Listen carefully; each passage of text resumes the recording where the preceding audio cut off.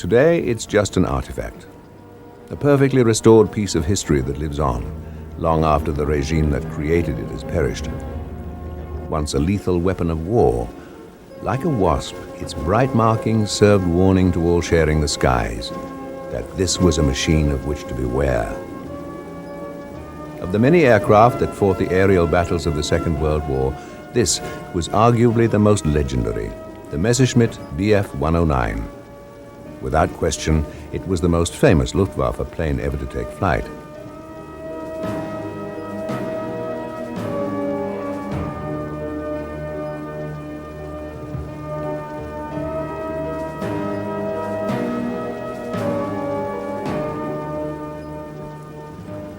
It's been estimated that a staggering 35,000 109s were built, making it the most numerous fighter aircraft in history. Many say it was the best fighter of the war. All admit that it was the very cornerstone of Nazi air power.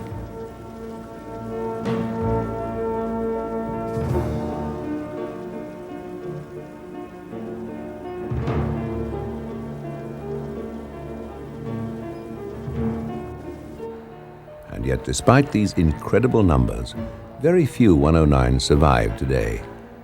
In fact, only one airworthy German-built 109 remains. It's a reminder of a bygone age, an age of unprecedented turmoil, loss, and bravery.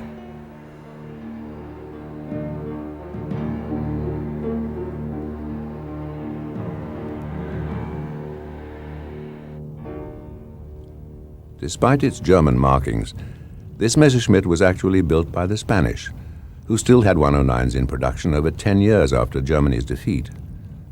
As close to timeless as any fighter can become, the 109 served Spain well into the 1960s.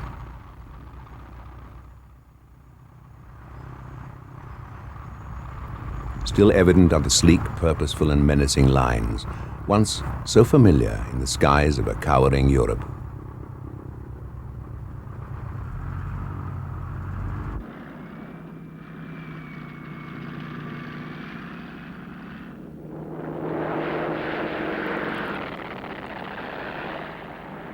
"50 years ago, they seemed invincible.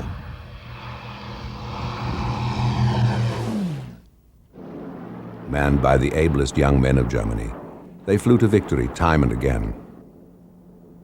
But by war's end, one exhausted Luftwaffe pilot would say, "Every time I close the canopy, I feel that I'm closing the lid of my own coffin."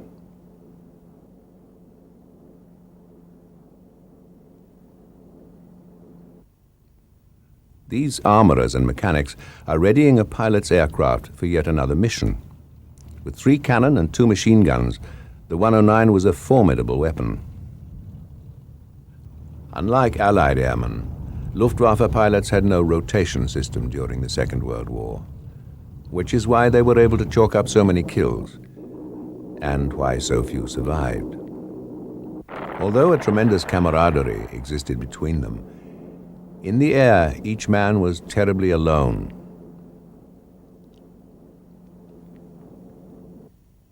Fighter pilots first surfaced as a breed apart during World War I.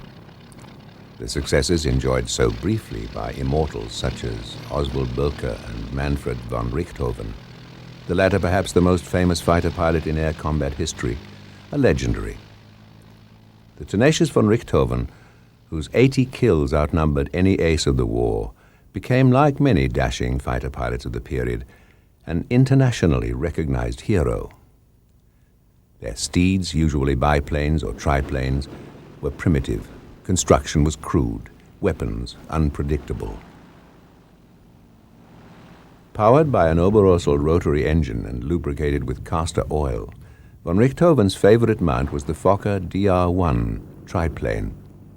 Von Richthofen's famed flying circus, consisting of some of the most skilled fighter pilots of the war, was an aerial killing machine without precedent.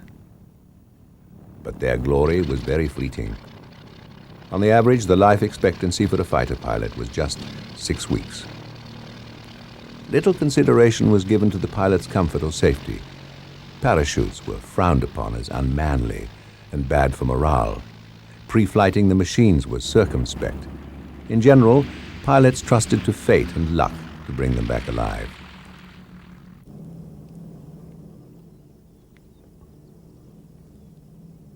Oswald Bölker, who taught von Richthofen the art of aerial combat, was killed before his 26th birthday. Von Richthofen, second from the right, had been picked by Bölker as one of the first members of the Flying Circus. On September 17, 1916, the Red Baron, as he was soon to be known, scored his first victory when he sent a British pilot down in flames. Repeatedly decorated, Richthofen was later killed over British trenches and buried by enemy troops with full military honors.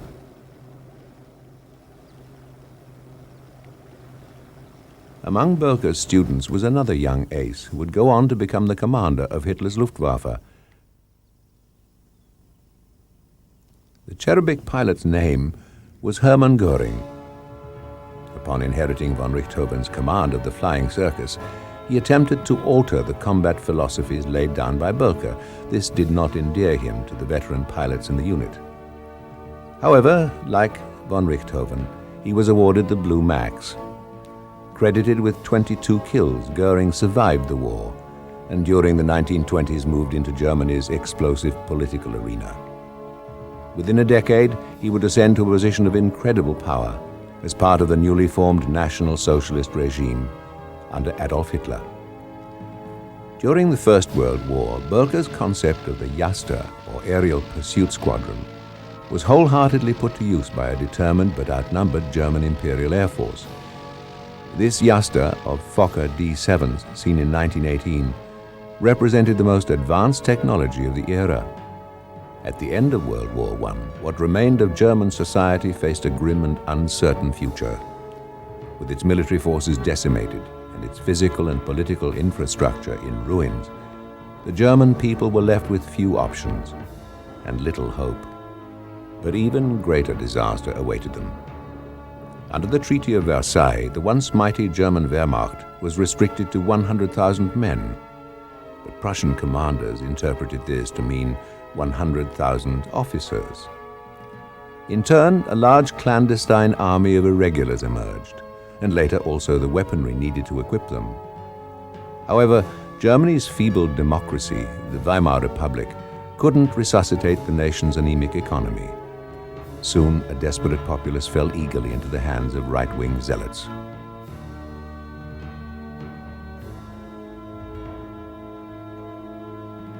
After the forced destruction of Germany's war machine, the nation and its people yearned for lost dignity.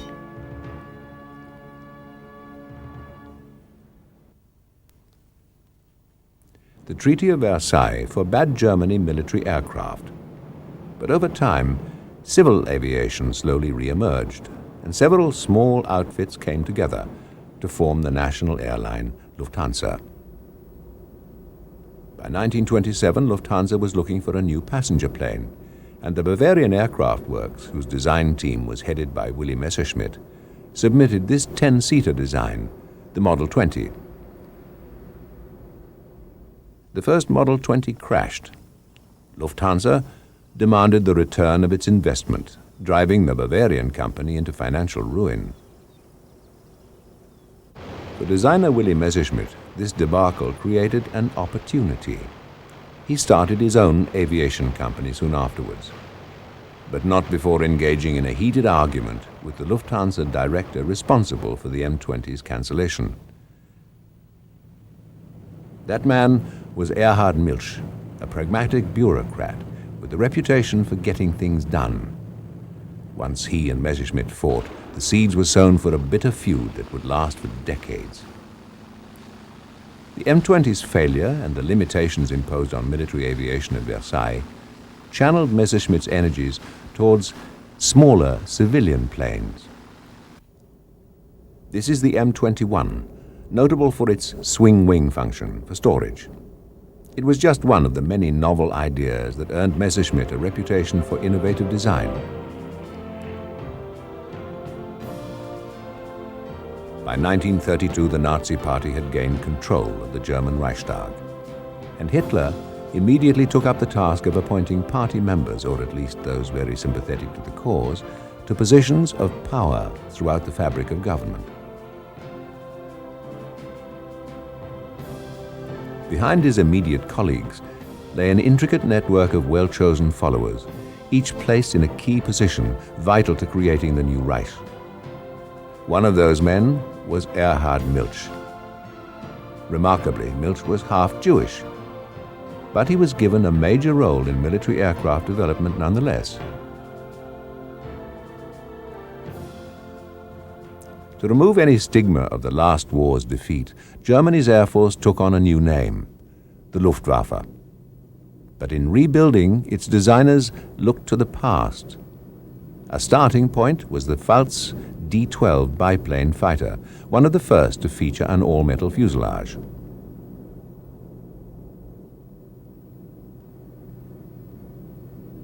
Before long, modernized biplane fighters filled the skies of the new Reich. Among those that symbolized the new Luftwaffe was Heinkel's HE-61.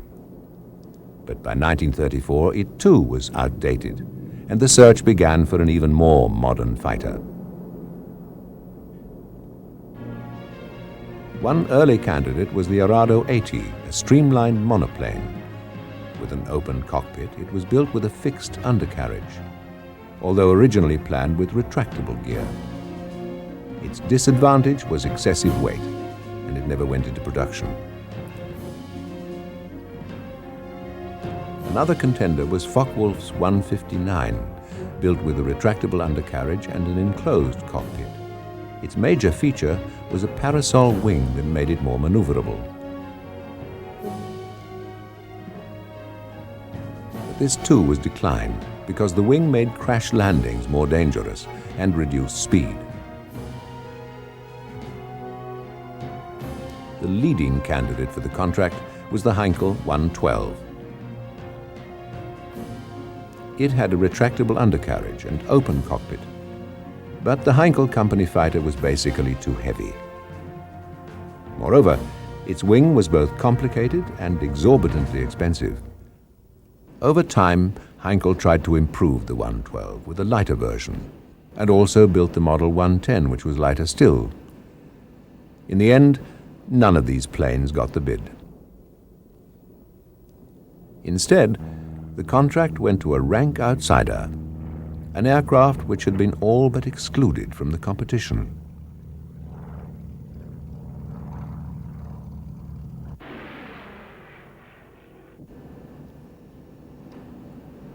Because of Messerschmitt's feud with Field Marshal Milch, his company had been virtually blackballed from military projects.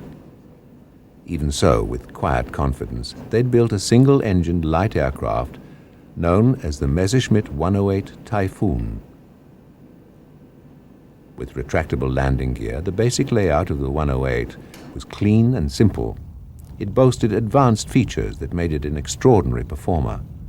The cockpit was roomy and fairly comfortable for the planes of the day.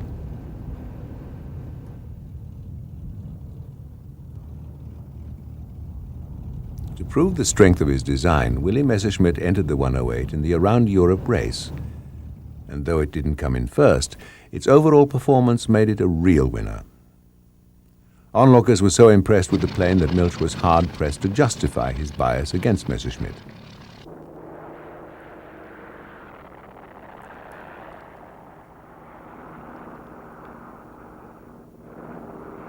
In the end, Messerschmitt was allowed to submit a design for the new fighter.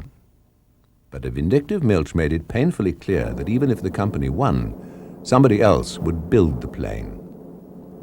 Undaunted, Willy Messerschmitt accepted the challenge.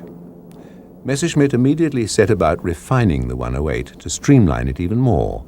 The emphasis was on speed, because unless his new design was far superior to the Heinkel, it was certain that Milch would tip the scales against him. The resulting Messerschmitt aircraft would become an aviation legend.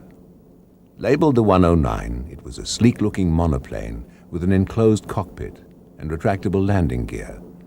Moreover, it was a much easier machine to build than the complicated 112. Just as important to Messerschmitt's victory was the fact that in 1936, German intelligence learned of a British fighter with similar specifications, the Spitfire. Messerschmitt's 109 was packed with features. It was a plane that would fly to immortality in the Battle of Britain. With its narrow undercarriage, the impact of landing was borne by the fuselage and not by the wing. Its sting was indeed vicious. A cannon mounted on top of the engine that fired through the propeller hub made the 109 deadly accurate.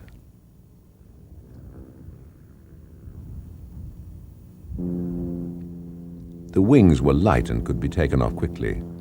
When laid alongside the fuselage, the aircraft took up a remarkably small amount of space, making it ideal for transportation by road or rail.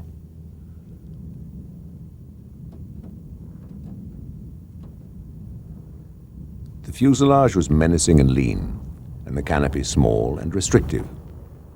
But in the late 1930s, the 109 was an aerodynamic marvel.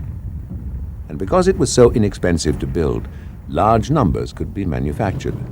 The E and F models, and later the G, were the classic versions and took up the bulk of the production run.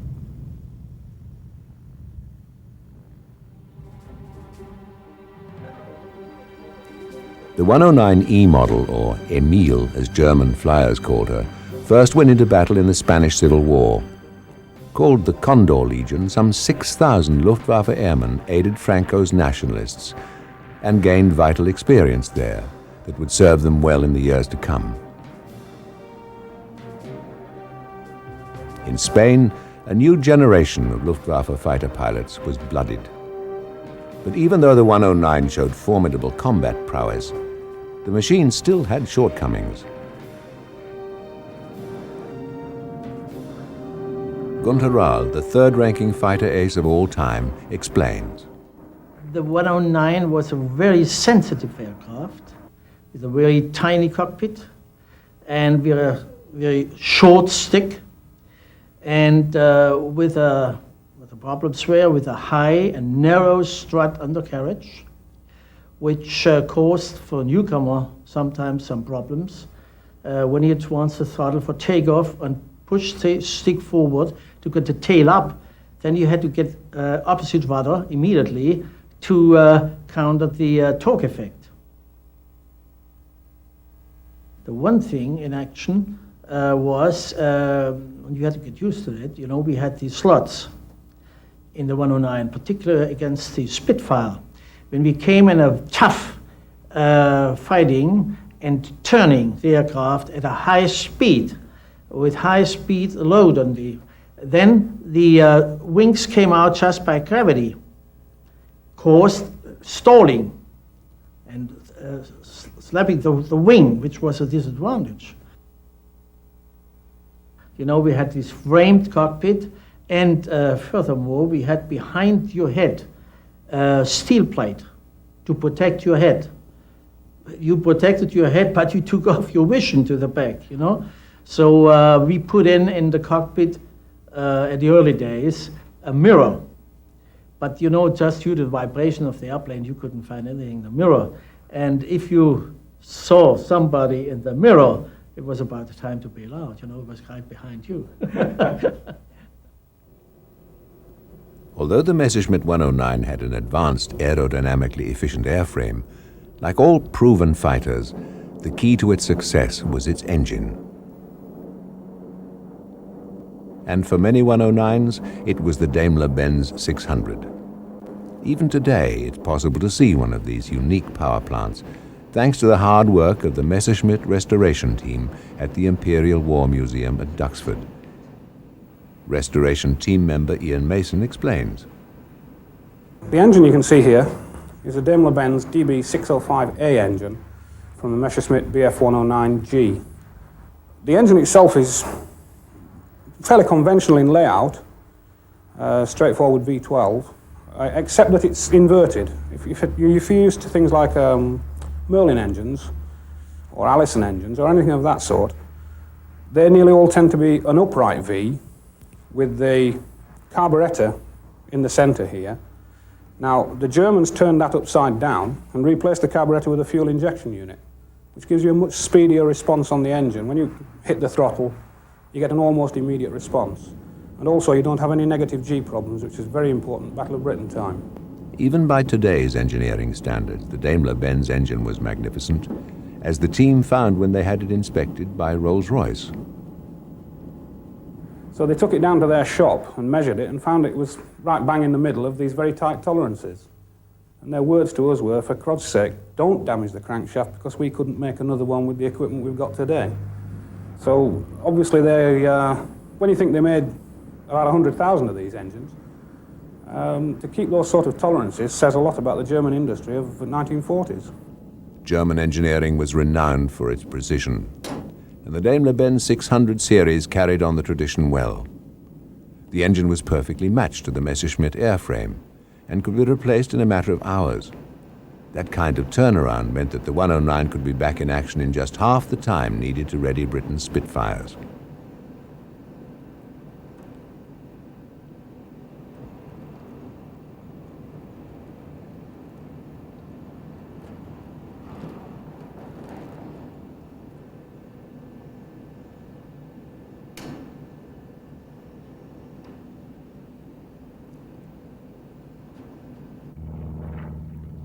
For a real understanding of just how exceptional Messerschmitt's designs were, one needs only to look at other aircraft of the time. At about the same time, the Italian Air Force, once considered the best in Europe, was flying models like the Marquis 200. Underpowered and undergunned, it was easily a whole generation behind the 109. The Marquis 200 was later fitted with the Daimler-Benz 600. Called the 202, it wedded the old airframe with the new engine, resulting in a more powerful aircraft. Still, it was no match for the Messerschmitt.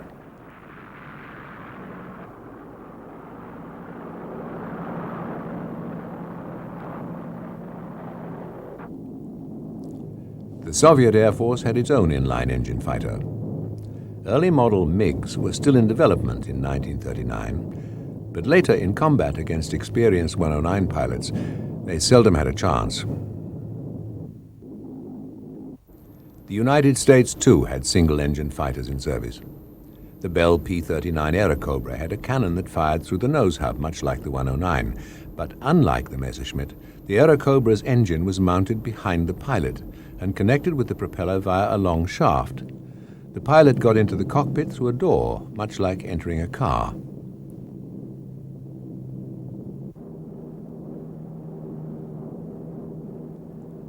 Yet even with advanced features like retractable tricycle landing gear, the Airacobra was terribly underpowered. Nevertheless, with all of these limitations, it was available. And halfway around the world, piloted by Soviet flyers, 10,000 Airacobras found themselves battling the mighty Luftwaffe over Russia.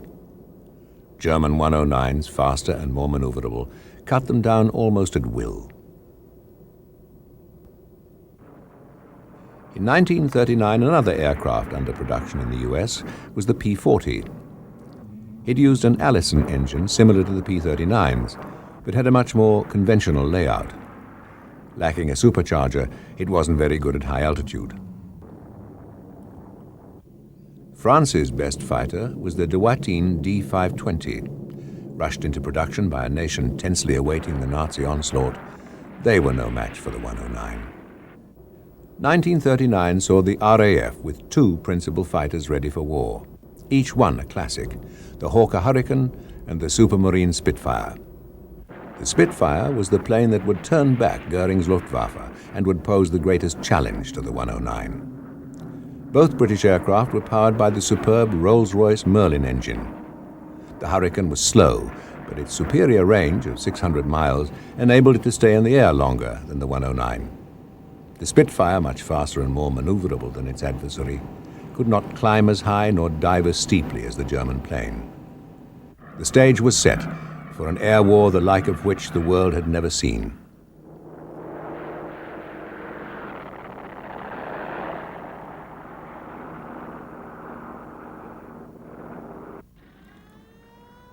On September the 1st, 1939, Germany plunged Europe into war. Over 200 Messerschmitt Bf 109s fanned out over Poland as the spearhead of the Nazi surprise attack. Arguably the best fighter aircraft in existence, They were flown by some of the world's ablest pilots. Honed in combat over Spain, Luftwaffe flyers arrogantly swept over the Polish countryside and decimated everything in their path.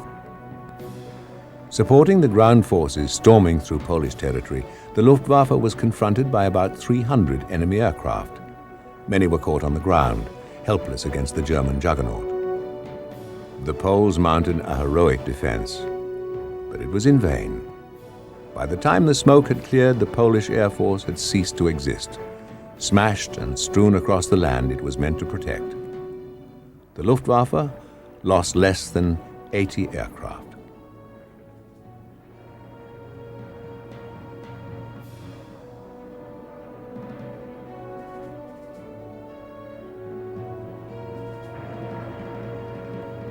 The story was the same across the rest of Europe. Norway, Holland, Belgium, and France were engulfed by the relentless tide of German armies. Above them was the ever-present 109, an umbrella of steel ensuring air superiority every step of the way. By June 1940, the British Expeditionary Force sent to assist the French was trapped and in desperate straits. Although the miracle at Dunkirk saved nearly 350,000 Allied troops, the price paid during the evacuation was high. 44,000 British and French soldiers were killed or captured. Above the beaches, Messerschmitt 109s had a field day.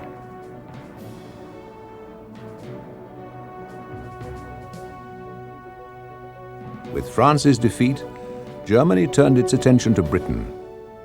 Goering vowed to bring the island nation to its knees and initiated daytime bombing raids over England.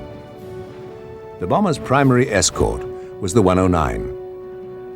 Told by RAF Commander Hugh Dowding that, quote, "The fate of generations lies in your hands," British pilots in Spitfires and Hurricanes hurled themselves against the incoming enemy.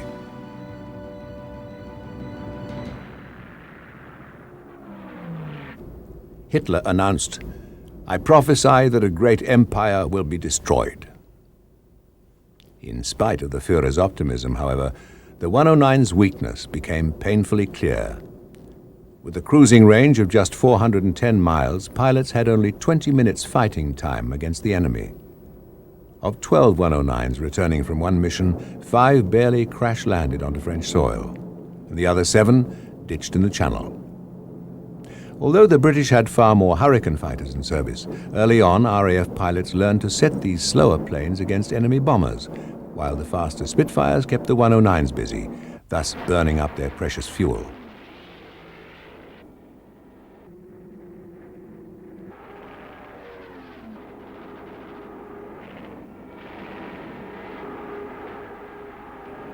Luftwaffe ace General Dieter Hrabach flew the 109 over Britain. The Battle of Britain was more or less influenced by higher commands, and we couldn't do what we wanted. We were ordered what to do, and that was mostly escort missions above and around the bombers. And escort work meant, especially the close escort, that you lose any of the advantages of a fighter pilot, that is speed, that is altitude, and even the turn ability. You have to fix your speed and the altitude to the bombers. They are considerably slower than 109. Certainly the short-range 109s were badly handicapped as bomber escorts. But in the face of tragic losses, they held on to one distinct advantage. With a ceiling 2,000 feet higher than the Spitfires, they could dive onto unsuspecting British pilots at will. Then, when the more powerful 109F came out, the odds improved markedly in their favor. Learning from the Germans, British pilots quickly abandoned wingtip formations and flew in looser groupings for more freedom of maneuver and greater range of vision. With their limited range, Luftwaffe flyers in 109s would often venture alone over the Channel to lure foolhardy RAF pilots back to waiting comrades circling near the French coast. RAF pilots flew as many as 7 sorties a day. The fate of men on both sides was decided in missions where the period of actual combat seldom lasted more than 15 minutes. Collectively, these desperate, brief clashes between men and their machines determined the fate of a nation. Although some German flyers considered the Spitfire more maneuverable, British pilots who flew captured Emils, as Luftwaffe airmen sometimes called their 109s, judged the two a very close match.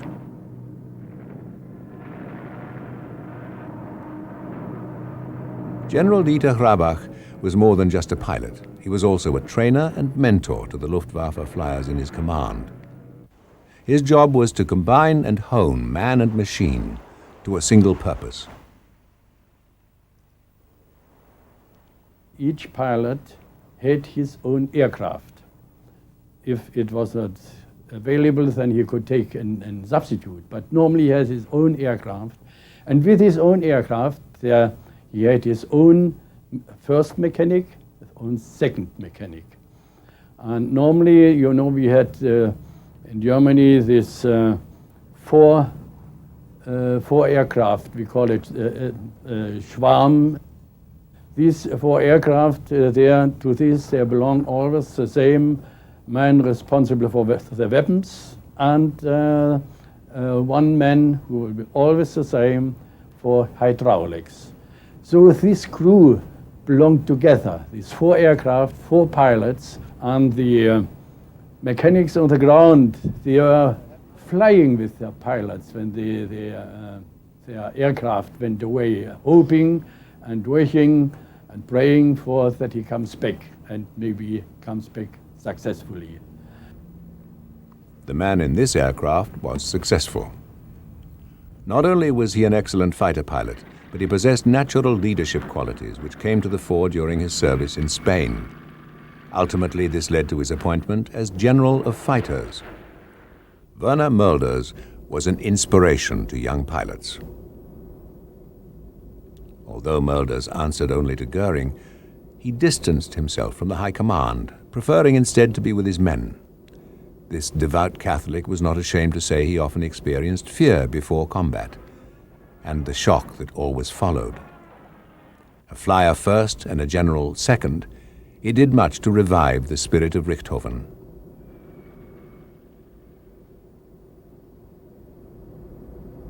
But by 1941, Hitler had embarked on his fatal invasion of Russia. Returning from the Eastern Front and far from the enemy guns, Werner Mölders' transport aircraft crashed. Germany had lost one of her first true heroes of the war. The nation mourned as its general of fighters was laid to rest. But another great ace was to replace Mölders. His name was Adolf Galland. He too had flown in Spain, and 94 enemy pilots had fallen to his guns. He's seen here on the extreme right. He was a very, very experienced pilot and leader in the air, which is not always identical. We have a lot of solo pilots that are great shooters, but never can lead a unit in the air. You know, they are solo fighters. Galland was a good leader, and when Mölders got killed, he took over this function as a general of the fighters, and he did a lot good. You know, his warning on his opinion was 41 or 42, 41 when he took over, that on the long run we had to have a very strong defense force. Hitler's priority was always for attack rather than defensive aircraft. And soon there were plans for a replacement to the 109. It was the Focke-Wulf 190, known as the Butcher Bird. Some called it Germany's best all-round fighter of the war. The 190 and the 109 flew side by side in the cruel conflict that was the war on the Eastern Front. Conditions there tested man and machine to the limit. In the acid test of battle, the 190 proved itself an advance on the 109, but still many pilots preferred the older plane.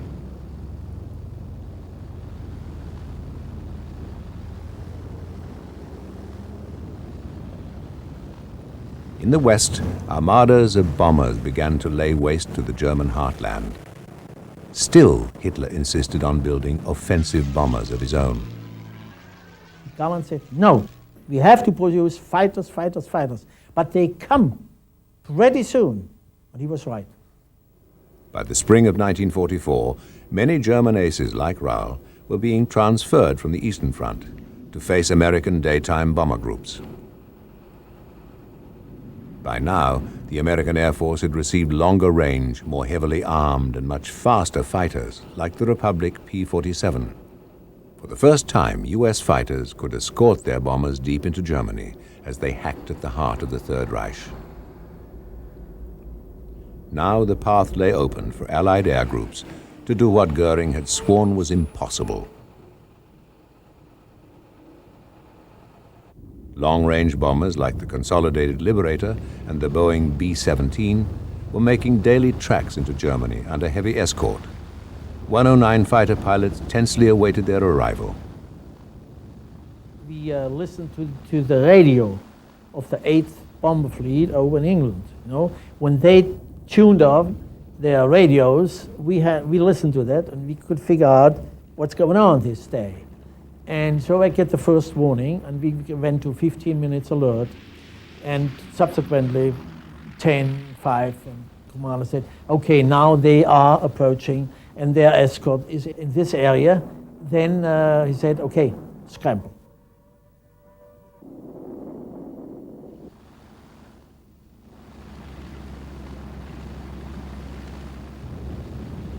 Stemming this tide of the enemy bombing campaign posed the greatest challenge to Luftwaffe pilots since the war began.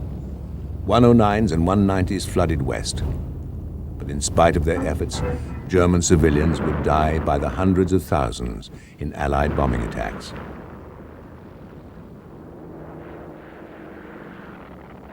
The Luftwaffe now had the defender's advantage. American pilots were airborne for hours by the time their German adversaries got the order to scramble. Along the way, they'd endured flak, engine failure, and mounting fear of what lay ahead. And we marched down, and then we got in the north of Frankfurt, we got Talleyrand, saw him coming, and I got down in a group of P-47s. And I got one right here from flames, and the next one. And then they jumped on me. And this was, knowing now, this was Zemke's wolf pack. And he pulled away, and his second element, or 4, they jumped to me, and I was chased by these 4 P-47s. And when I pulled off about a treetop, when my thumb was shut off, and here was shut, and burning fire, and what the hell, I said, that's it, get out of this. His first loss after 275 kills reflected years of steady combat. Ironically, Rahl's wounds may well have saved his life. One by one, often with over 500 missions behind them, time, luck, and death caught up with the Luftwaffe's greatest aces. Between January and April 1944, more than 1,000 Luftwaffe fighter pilots were lost. But Allied airmen were paid in kind. In 1943 alone, nearly a third of US bomber crews never made it to the end of their rotation of 25 missions. Incredibly, German aircraft production actually increased in 1944.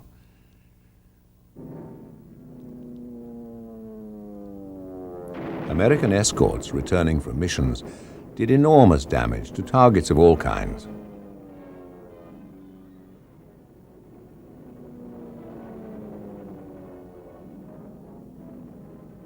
The ferocity of 8th Air Force fighters made many Luftwaffe bases simply untenable.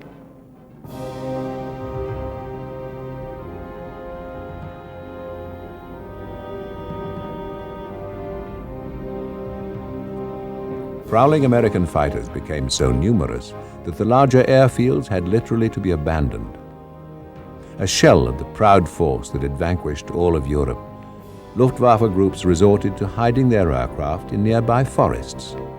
From these makeshift bases, 109 pilots flew on, now with the certainty that the war was lost.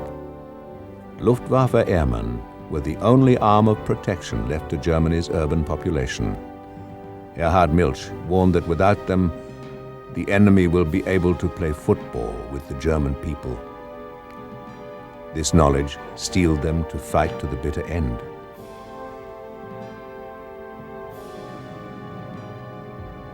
By the closing months of the conflict, this 1934 design was already 11 years old. The 109s and the men who flew them soldiered on in the face of overwhelming odds. Luftwaffe flyers were often outnumbered by as much as 8 to 1. And once showered with prestige, fine automobiles, and the status of heroes, now they were just weary and numb. I took over the 52 wing in November 1942, when it had about 4,000 air victories.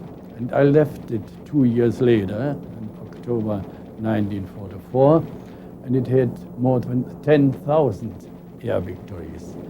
Hartmann with the greatest number of air victories, Barkhorn, Batz, Rall, Steinhoff, Oblaser, and I could not, they all have more than 150 kills.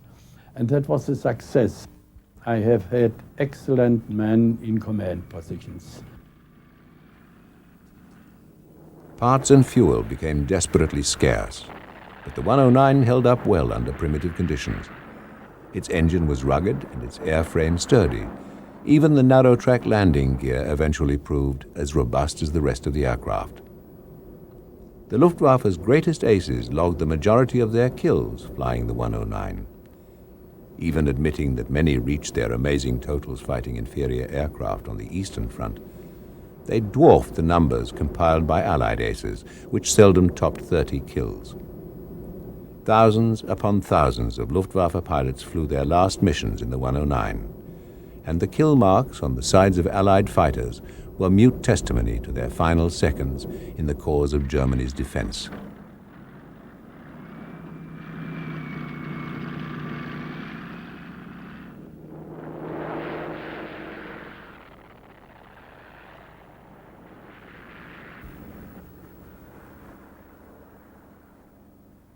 Compared with the Americans, who normally had a tour for 50 missions, and then they went home and maybe they got a second tour, we, the Germans, had to fly until the war ended or we were killed. I personally have flown more than 1,000 missions and have 125 kills. As Nazi Germany collapsed, the air war came rapidly and unceremoniously to an end. By January of 1945, fewer than 1,000 109s were left. By war's end, less than 500 were in any condition to fly.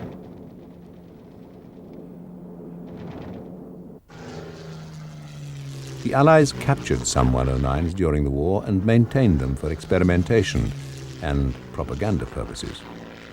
Parts were easily adapted for the aircraft, and pilots learned to fly them by simply firing up and taking off.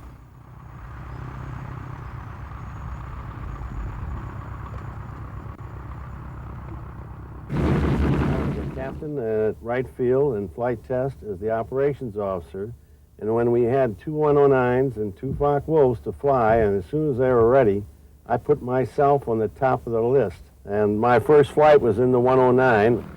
I remember I took off and climbed out, and after I got airborne, I had a P-51. One of our other pilots joined me, and so we went off, we made a comparison. And the 109, it did, I thought, very well, and I liked the handling characteristics, other than the elevator forces. Rudder forces were great, but the elevator was a bit more in comparison with a Spitfire or a P-51. But on landing, we were all concerned about the narrow gear, but really it posed no real problem on landing. The 109, other than the visibility of the canopy, which every pilot would comment on, was really a comfortable fighter airplane. Today, only a few survive. Some of those are actually Spanish-built Hispano models. Ironically, powered by Rolls-Royce Merlin engines, they differ from their German-built counterparts, sporting redefined cowlings and four-bladed propellers.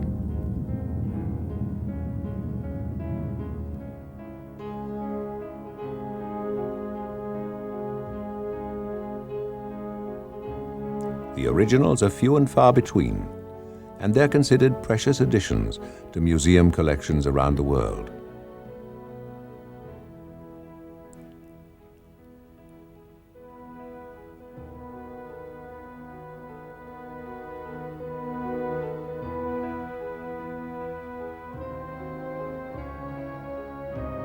A fitting monument to Willy Messerschmitt, they're pampered and cared for like children by the men who look after them.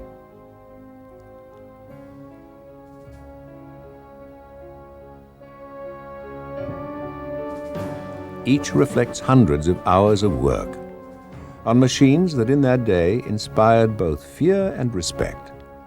The gentle attention given them so curiously and diametrically opposed to the violent nature of their old purpose. Painstakingly restored, every piece is part of a mosaic that embodies a past age, an age when the 109 was sent to protect German bombers in their efforts to destroy the spirit and the body of the British people. By the end of the war, roles were reversed, as the 109 desperately fought to halt Allied bombers. In this it failed. Nearly 500,000 civilians died in the rain of bombs. Field Marshal Milch lamented that the only raw material that cannot be restored is human blood. By the time the 109s had fired their last shot and finally succumbed to defeat, nearly 160,000 British and American airmen and an undetermined number of German flyers had lost their lives high over the fields and cities of Europe.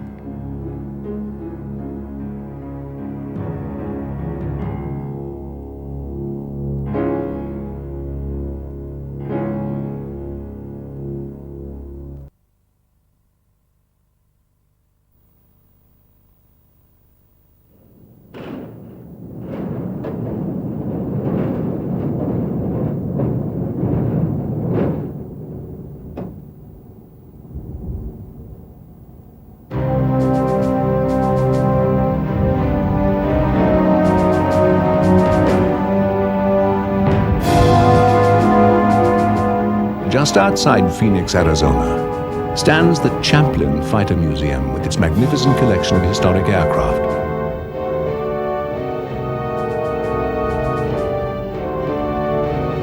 Among the many exhibits, this one, a Focke-Wulf Model 190, stands supreme. It's a pristine example of one of the truly great aircraft of the Second World War.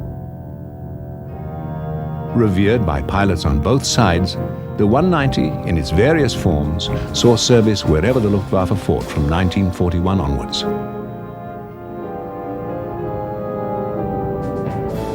A remarkable thing about the 190 is that despite its success, it was originally a plane that nobody wanted. Seen rather as an unnecessary insurance policy that would never be called upon. Yet before the war ended, it was to be the backbone of Germany's conventional fighter strength, constantly modified and improved. Adolf Galland, General of Luftwaffe fighters, recommended cancelling all other piston-engined interceptors to concentrate on 190 production.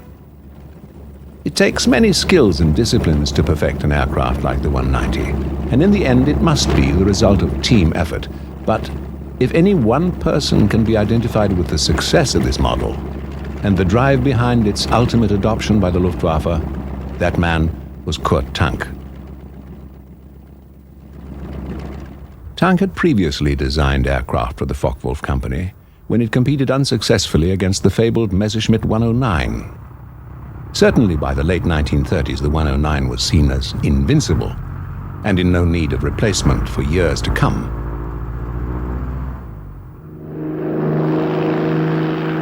Light, streamlined, and very effective, the 109 embodied all of the new technology of the day, whereas Tank's less competitive design was a high-wing parasol concept that seemed to belong to an earlier decade. By 1937, large numbers of 109s were being produced for Hitler's Luftwaffe.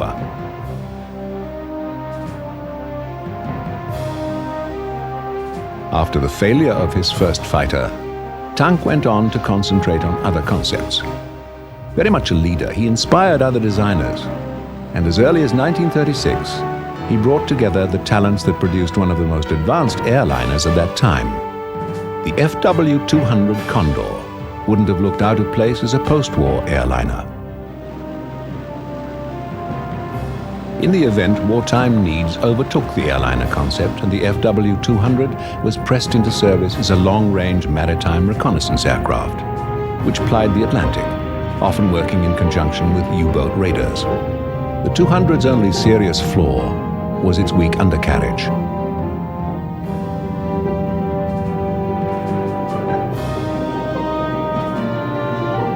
Also typical of Tank's creativity was the FW-189, unofficially referred to as the Owl. The 189 was an Army observation design which utilized two small engines to power a shape that resembled an airborne glass house. The Owl provided tremendous strength in what was basically a very light airframe.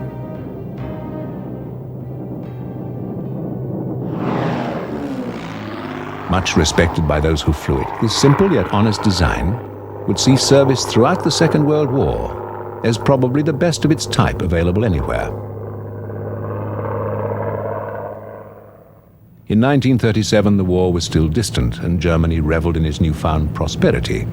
The Third Reich had brought order and a renewed sense of national pride to a nation that had suffered harsh treaty conditions after the First World War, followed by a cruel depression. Now there was purpose. There was also planning for a new Germany with wider borders, and planning for a new Luftwaffe. Much of the success of the 109 was due to its Daimler-Benz 600 series engine, a brilliant piece of engineering. It had an inline configuration with 12 cylinders laid out in 2 rows. This followed the thinking of the day that a long, narrow engine offered a more streamlined shape, which in turn would allow the plane to go faster.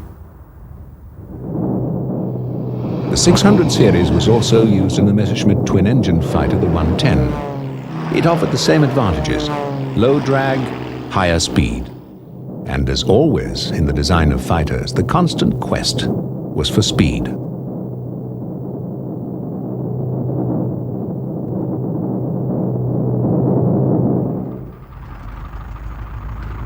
In 1937, the inline engine was in almost universal use in fighter aircraft.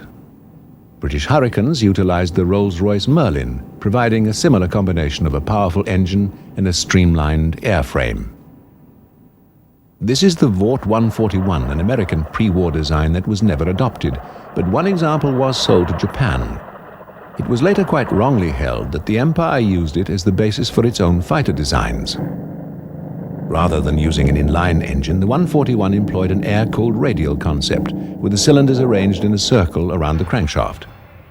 Less aerodynamic than the inline, radial engines were nevertheless popular with the American Navy, because they were more reliable and didn't require the added complication of a radiator.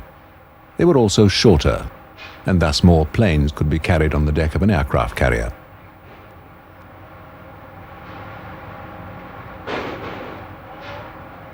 The Pratt & Whitney Company, in particular, continued to develop the radial engine as an alternative to the streamlined water-cooled type. But apart from Navy fighters, their main use was as commercial or bomber aircraft, where the last ounce of speed was not quite so critical.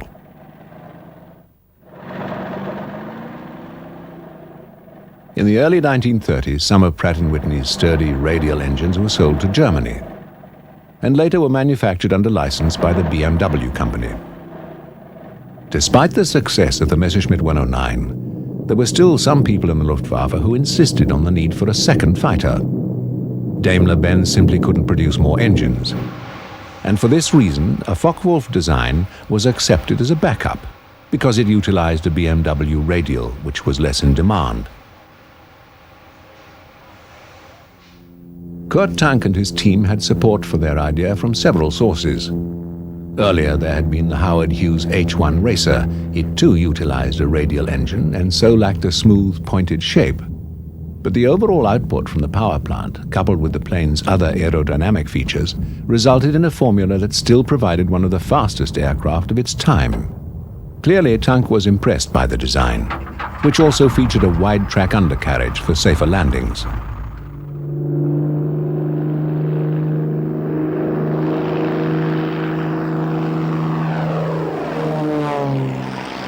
Hughes personally flew the H-1 on many record-breaking flights, proving that there was a situation where extra horsepower compensated for a lack of aerodynamics.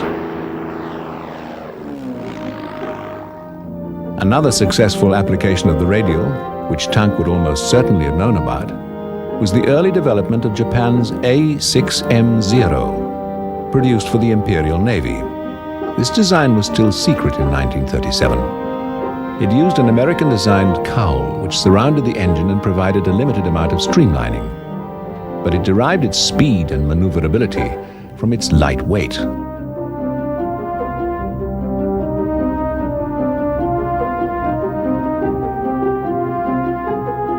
The weight reduction came at a price, because Zero pilots were not provided with armored protection. In contrast, most other fighters would have used a heavy metal shield against enemy bullets.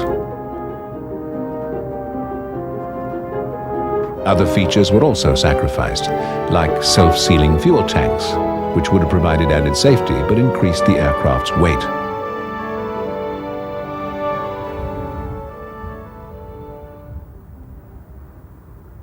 These omissions were made not out of any disdain for Japanese fighter pilots. Rather, it was a pragmatic formula to give the Zero speed with tremendous agility. And these two factors alone were expected to increase the pilot's chances of survival, and at the same time produce a much more effective weapon.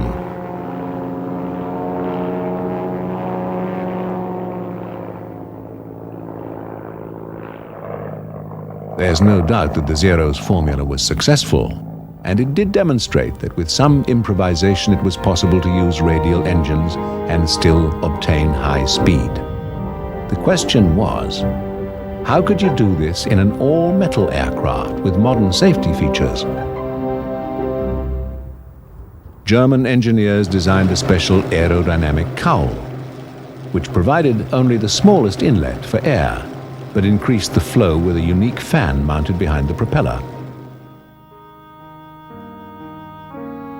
The normal cowl arrangement, which had been perfected in America and used around the world, was effective, but undoubtedly reduced speed. The modified German approach, which Kurt Tank adopted for his new fighter, appeared to be a major step forward, but there were still grave doubts about the auxiliary fan's efficiency, given that the air intake aperture was so small in relation to the large BMW engine.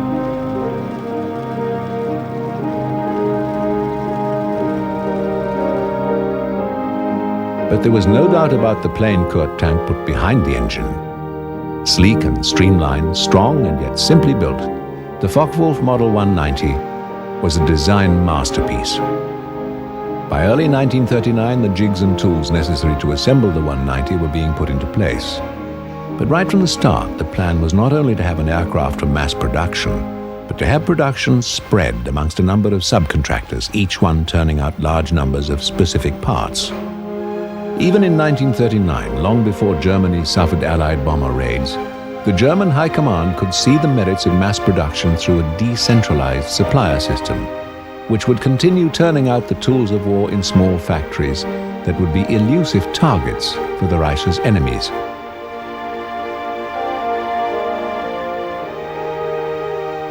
Before the war's end, FW-190s would be sourced from no less than 24 different points of manufacture. The model was no lightweight.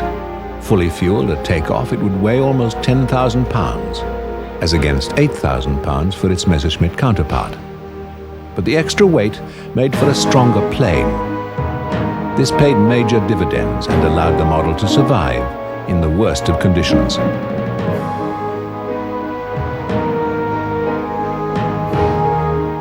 But the big question still remained. Would the added power of the BMW 193 18-cylinder engine be enough to compensate for the extra weight and drag of the Focke-Wulf design against the ME 109? Given that all the inline engines available for fighter production had already been committed to the Messerschmitt company, Kurt Tank had no choice but to try and design his way around the unpopular radial technology.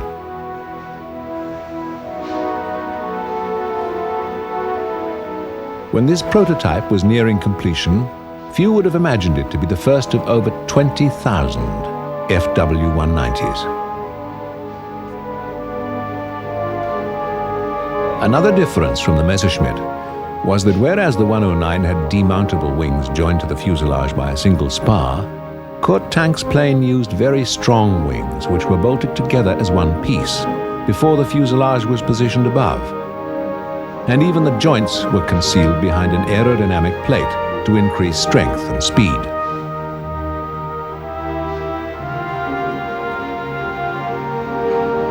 Everything reflected the philosophy of Kurt Tank, keeping design simple, making components strong, but at the same time maximizing the technology that was available, like electric power for control surfaces and the operation of the undercarriage. There was also a clever spring device that activated the tail wheel. Soon the BMW engine was ready for fitting. This key component for the whole project was about to be tested in combination with the new formula of power, weight, and aerodynamics.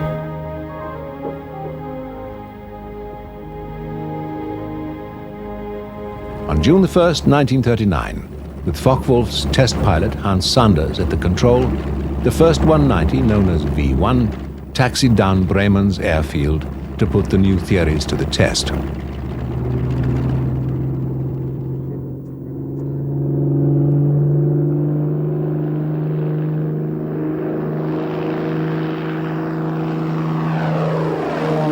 There was elation and disappointment. Sanders quickly established that the 190 had excellent maneuverability and that the engine's extra power compensated for the plane's weight. But the cooling system simply didn't work. Sanders said it was like flying with his feet in a fireplace while he endured the shortcomings of the new aerodynamic cowl. But still, this was a problem that could be solved. The basic concept of the well-balanced shape supporting a very powerful engine with the added safety of a wider undercarriage was impressive.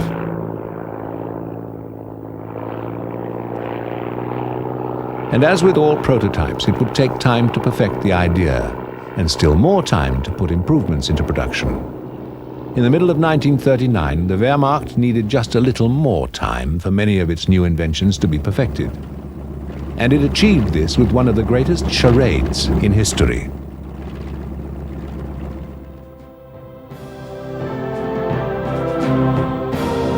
Given that Hitler had already stated his ambitions in the East, and the fact that the ideologies of Russia and Germany were so opposed in theory, it's hard to imagine how the non-aggression pact signed in the summer of 1939 could have had any real influence. In fact, both sides merely used it as a breathing space, a time for Russia to consolidate and for Germany to expand westward. As the 190 was only seen as a backup to the Messerschmitt, there was time to perfect the new aircraft. The problem with the engine was solved by using an even more powerful BMW radial. The model BMW 801 was also heavier, so to retain the plane's center of gravity, the pilot's position was pushed back, thus reducing the heat problem. However, the aerodynamic cowl was doomed to failure. But overall, Kurt Tank's design was evolving into a winning formula. And Reich Marshal Goering gave instructions that Focke-Wulf should prepare to expand production of the new fighter, like so many hot rolls in a bakery.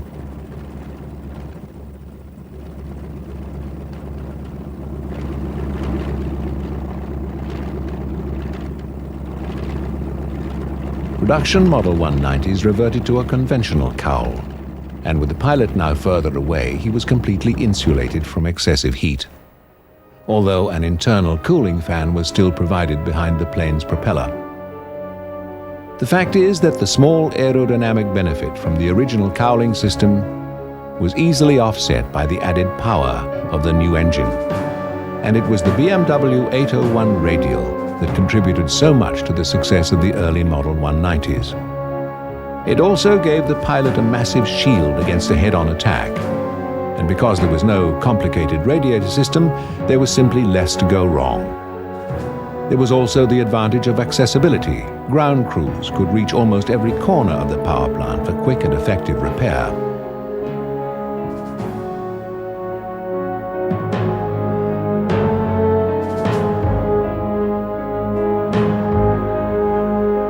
There were other advantages over the Messerschmitt.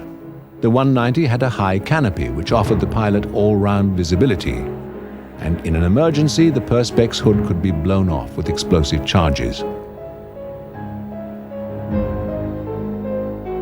Attention to detail in design produced other refinements in the 190, like an external fuel gauge and the hinge panels for quick and easy access by ground crews and for tighter seals.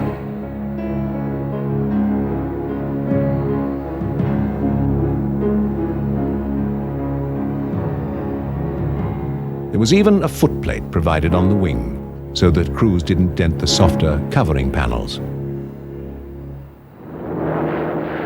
By the summer of 1941, early production Model 190s were becoming operational, with Fighter Group JG-26 under Adolf Galland.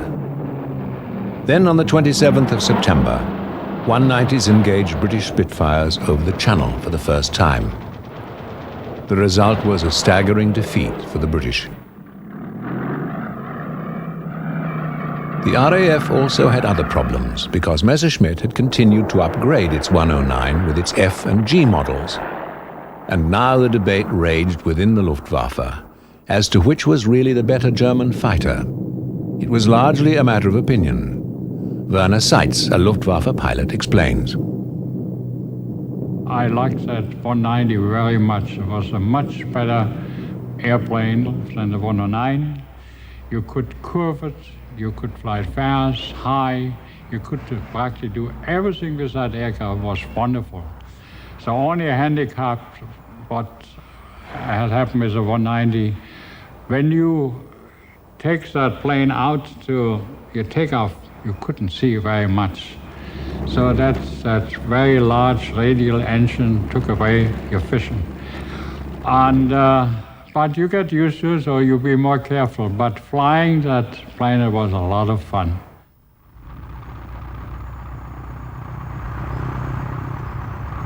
But not all Luftwaffe pilots embraced the Focke-Wulf design. Even though the Messerschmitt had a narrow undercarriage which made it difficult to control and an extremely small canopy, it was still the first choice of many pilots, including General Gunther Rahl. I named the 109 a Florette and the 190 a Sabre.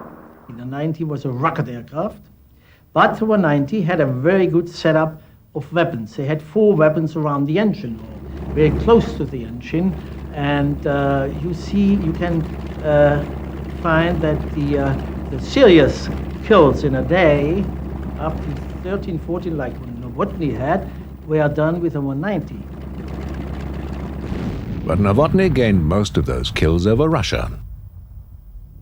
No sooner had the 190 come into service than Hitler finally made his move in the east in a surprise attack against the still unprepared Soviets. Operation Barbarossa literally destroyed the Red Air Force. And as the few remaining aircraft were obsolete with poorly trained crews, the early results against the sophisticated FW-190 were all too predictable.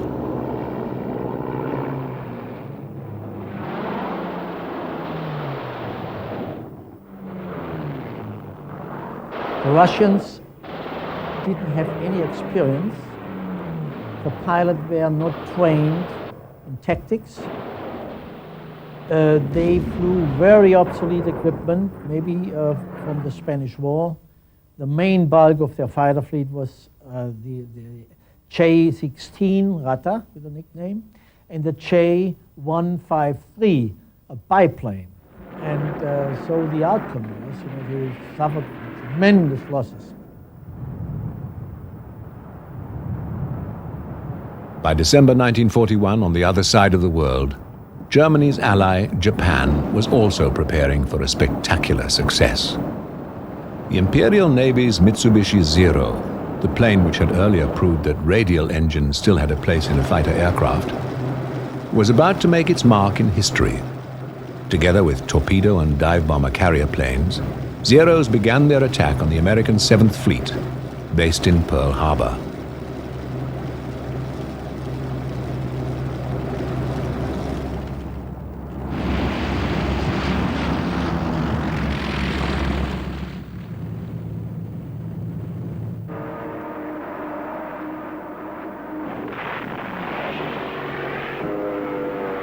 Unable to catch the American carriers in port, the Japanese attack, although impressive, was not conclusive.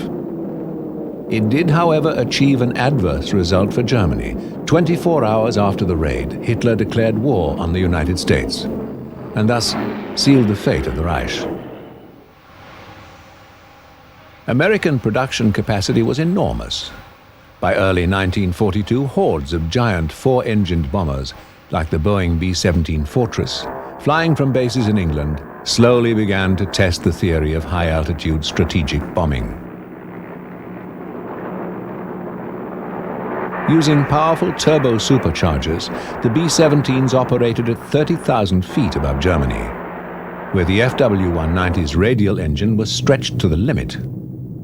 Now on the defensive, the Luftwaffe needed a high-altitude interceptor, a type that would usually use an inline engine like the Daimler-Benz, which was still in short supply. But Kurt Tank solved the problem in a different way.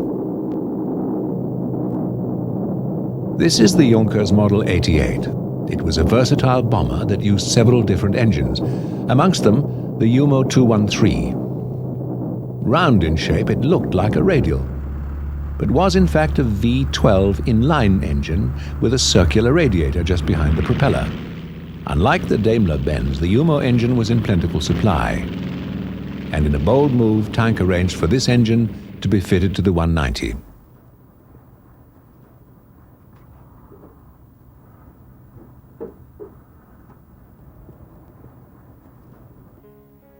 With this combination of a bomber engine grafted into a fighter airframe, Focke-Wulf started to develop what may well have been the best fighter of World War II.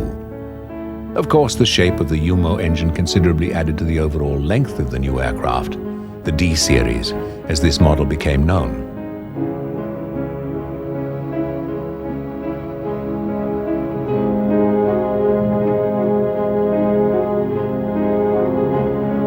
The added power and the ability to fly at great height would later make the long-nosed 190s the most respected of all German fighters.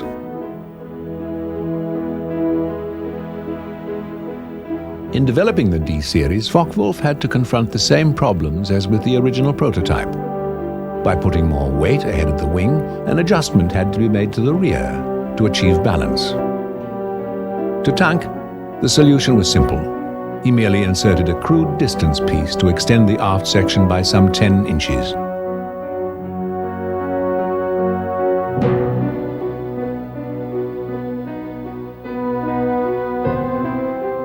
The end result, with its stretched nose and tail, made the D-Series over 5 feet longer than the basic version. Sleek and streamlined, there were still features like the large 3-bladed paddle propellers, ideal for cutting through the thin air at 30,000 feet. Brilliantly designed and carved from wood.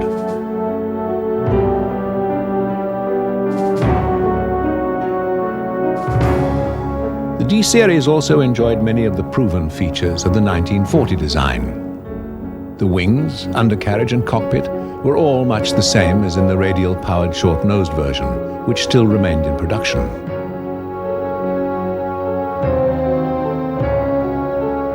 Both types used the same flight control system, extremely advanced for the time. All 190s had some electrically controlled flight services, which did away with cables and hydraulic lines, using instead thin, low-voltage electric cable, less exposed to the enemy. Because this system evolved around electric power, the battery was a vital component and was stored in an armored compartment safe behind the pilot.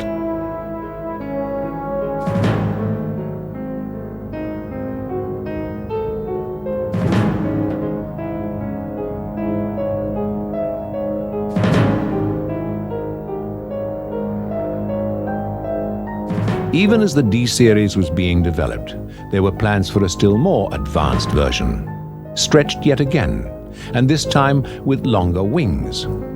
The TA-152 actually permitted Kurt Tank's initial T to be used in the aircraft's nomenclature.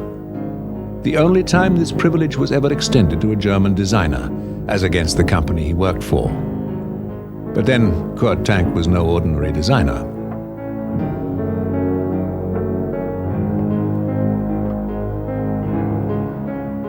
Whether in the D series or the extended 152, the basic FW-190 concept was the core of the later model's successes. Back in 1937, Focke-Wulf had used some simple design ideas that were more than adequate for several stages of evolution.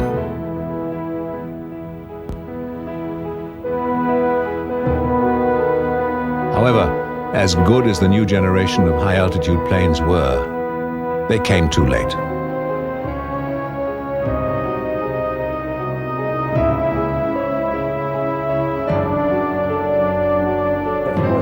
Good aircraft with a very good visibility, with a very good engine at high altitudes, but it came late. So it didn't change the scenery at that time. Russian advances were changing things in the east. What was a surprise to us, they managed to set up a new production lines beyond the reach of our bombers, which was in most cases beyond the Ural Mountains or in this area. And they ran up to tremendous production numbers. They came, better aircraft, all this MiG, Yak, Lak type aircraft, very good, and better trained pilots. And later on, from N42 onwards, they formed these elite units, Red Banner Guard regiments. And in my area, at least in my area, we could identify them because they painted from the nacelle to the cockpit the aircraft in red color. You could identify these are the elite. This was a very adequate component. A new generation of Russian pilots, together with their more advanced aircraft, would help turn the tide against Germany.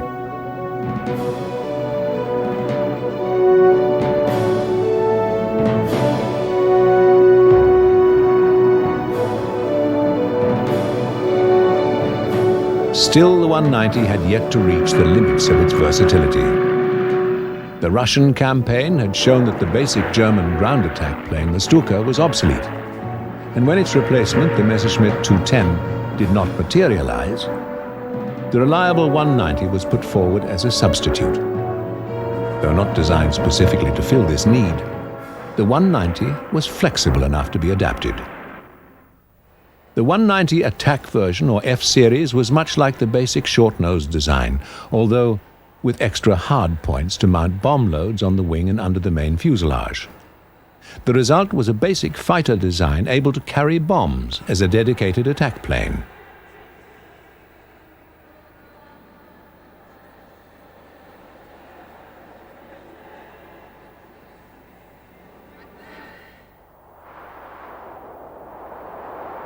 Versatility wasn't always the answer. As the war in the East continued, German pilots had to contend with very specialized Russian aircraft like the IL-2 Stormovik, which proved a real problem to 190 fighters. The IL-2 was a damn good airplane, you know. It was very hard to shoot it down because it was heavily armored, downwards, and backwards. You had a gunner in the back, and you have to aim very accurately to get it, you know. And very easily, I know a lot of pilots who really got rid of the whole ammunition and were still flying. The inability of German fighters to stop Soviet aircraft like the Stormovik certainly influenced the tank battles on the Eastern Front. These duels in armor really produced the outcome of the Russian campaign.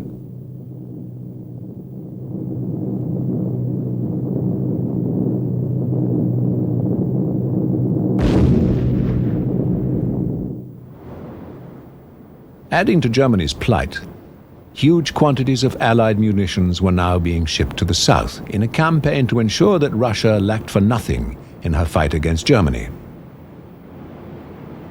We got through Iran on the Land-Lease program, the Spitfire, the P-39, the B-25, the Boston bomber, and in the South there was a high percentage of those aircraft, Anglo-American origin. This policy of supplying the Soviets from Western production lines ensured that the beleaguered German war machine was kept under constant pressure by the Red forces in the East and by the British and the Americans from the South and West. But tactics varied. The Soviets concentrated heavily on the ground war, and the aircraft they used supported this policy. Whereas the Americans, devotees of the long-range heavy bomber concept, took their war to Germany from the air.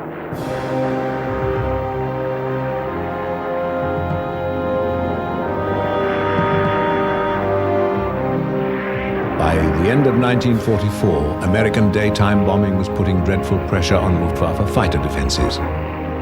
Messerschmitt 109s and all versions of the FW-190 were pressed into service in an attempt to stem the tide of B-17s and Liberators as they wreaked destruction on the fatherland.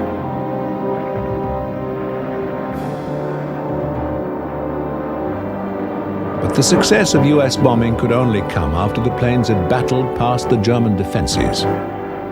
And to achieve this end, first, long-range, high-speed American escort fighters would be employed, giving protection as far into Germany as possible. And then the bombers would be grouped together in what became known as tight boxed formations, which enabled the gunners to maximize defensive fire. Now the American bombers continued their missions, specifically targeting the main contributors to the German war effort: ammunition factories, refineries, and most of all, of course, aircraft factories. The theory behind American strategic bombing had always been to deny the enemy the ability to produce weapons. Damage right at the source of production was the most efficient form of warfare. But this only worked when the enemy made his weapons in a conventional way. And that's not how Kurt Tank envisaged FW-190 production.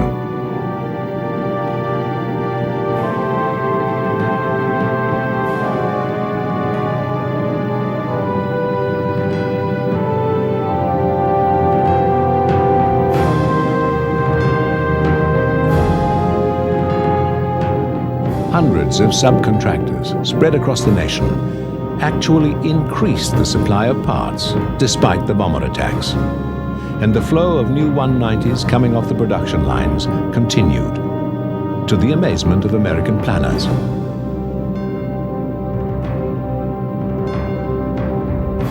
Colonel Fred McIntosh of Air Force Intelligence explains.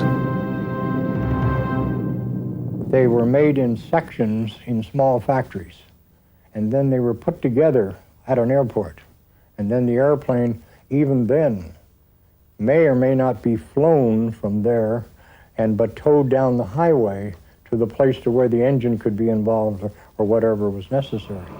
And a place that would make very fine furniture. In other words, a woodworking cabinet shop was making tail assemblies for airplanes.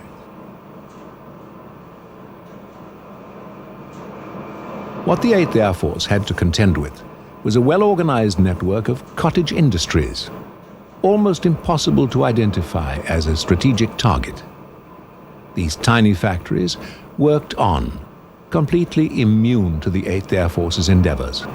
And the fact that they were so successful can be traced back to Focke-Wulf's original idea to subcontract and diversify as many of the production elements of the 190 as possible.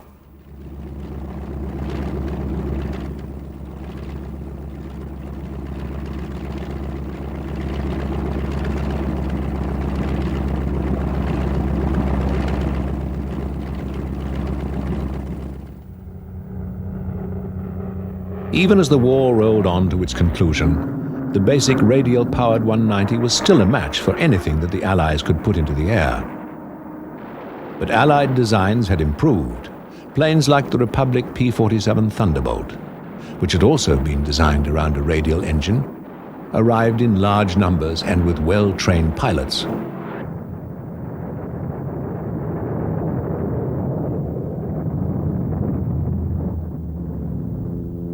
There was carnage on both sides.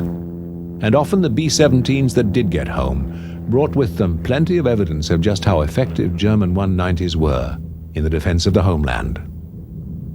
Even though their cause was lost, Luftwaffe pilots, hard-pressed for fuel and ammunition, still offered a defiant resistance. But the bomber raids would continue on as German defenses slowly melted away. And the German people were left with only the ruins of a Reich that was supposed to last 1,000 years. Around the now occupied country, American Air Force intelligence teams moved quickly to collect examples of German technology before they were destroyed by retreating troops. It was a risky business. Some aircraft had been wrecked by their German crews, and others had even been booby-trapped. But mostly they were just simply standing, abandoned as tools for a war that could not be won. In this way, Allied intelligence came across scores of FW-190s, providing many specimens to examine and compare.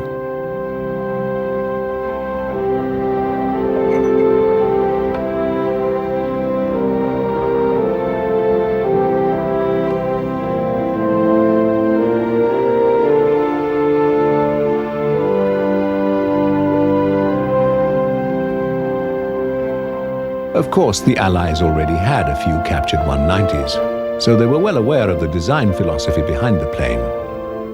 But now there was an abundant supply, and technical experts from American manufacturers were flown in to make first-hand appraisals of German aircraft.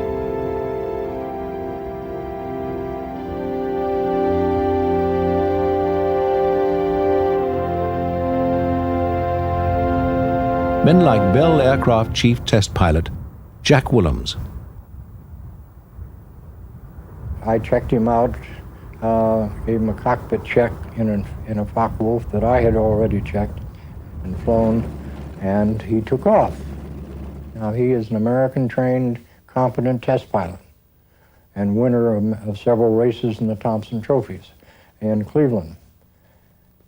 After he had taken off, I turned to work with some other crew members, and the next thing I knew was, here comes Jack Willems in the Focke-Wulf 190, about 35 to 50 feet off the ground, wide open, across the airdrome.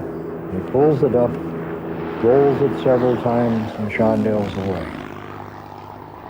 So where are they now? Over 20,000 190s were built, but very few survive today. Here at the Texas Air Museum in Harlingen, near the Mexican border, is one of the few surviving short-nosed 190s. Even though it's now showing the ravages of time, its classic lines are still impressive. A clean and simple shape built around a powerful engine still pleases the eye of aircraft connoisseurs. But it's the historians who know how remarkable this plane really was, and who would welcome the chance to see one fly again.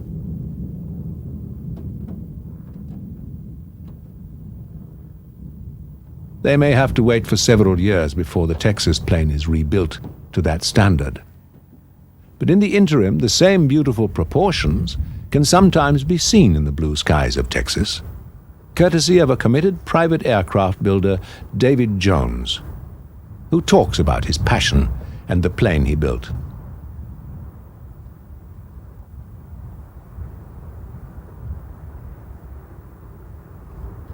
In order to build this, I studied it pretty thoroughly, and I was quite amazed at the things I ran into, how well built it was. And something that a lot of people didn't know is that the airplane had a single power control lever in it. I think in 1980 or 81, Woodward Governor Company built a single power control for Beechcraft. So I asked them if I could use that in this airplane. And when I asked them, I also told them about the Focke-Wulf's single power control. They didn't even know that anyone had ever built one before. And this in 1939.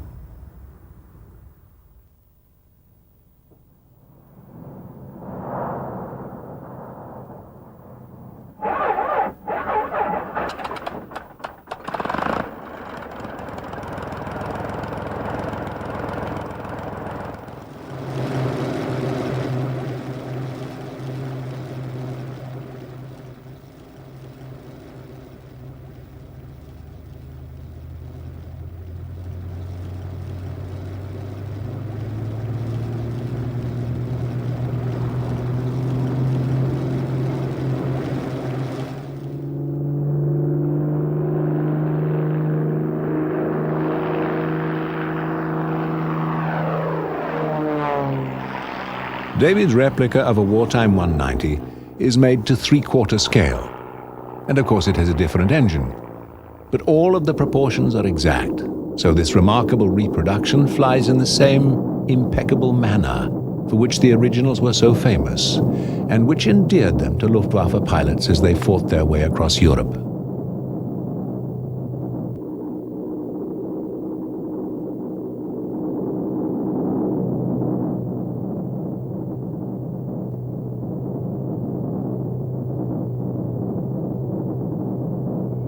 During his career, Kurt Tank produced many other designs, like the twin-engine TA-154, an all-wood fighter to compete with the British Mosquito. After the war, a man left with few career opportunities in his own country, he migrated to India, where he laid the foundations of that country's aircraft industry, introducing jet technology to the subcontinent. He continued in this work until he died.